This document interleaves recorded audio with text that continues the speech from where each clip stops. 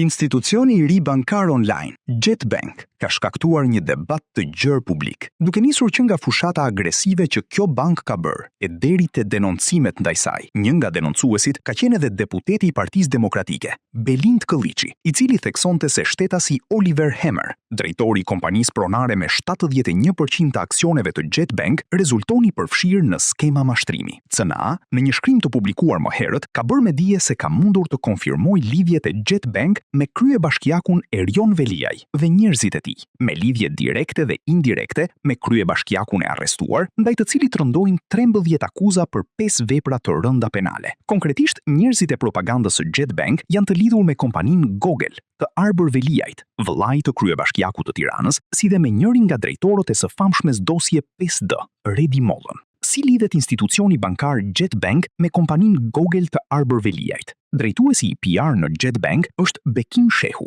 Në një kërkim të thjeshtë në profilin e tij në LinkedIn, rezulton se Shehu ka qenë pjesë e kompanisë Google në pronësi të Arbër Veliajt, e cila është nën hetim nga Spaku. I specializuar për strategji komunikimi, Bekim Shehu ka punuar në kompaninë Google për një periudhë gati 6 vjeçare, duke nisur nga shkurti 2020 deri në dhjetor të vitit 2025, ndërsa tani drejton fushatën agresive të marketingut të Jet Bank, institucionit që ka aq shumë paqartësi për funksionimin dhe personat që e drejtojnë. Zoti Bekim Shehu mund të jetë shumë i aftë në pozicionin dhe profesionin e tij. Dyshimet ngrihen ndaj kompanisë ku ai aktualisht punon dhe faktit që dikur ka punuar në një kompani e cila ndodhet nën hetim. Megjithatë, Bekim Shehu nuk është personi i vetëm që lidh fijet e Jet Bank me Erion Veliaj. Një tjetër nyje lidhse mes këtij institucioni bankar dhe kryebashkiakut të ndodhur në burgun e Durrësit është emri i ish drejtorit të tij, Redi Molla. CNA do t'i publikojë në vazhdim lidhjet e Redi Mollës me Jet Bank.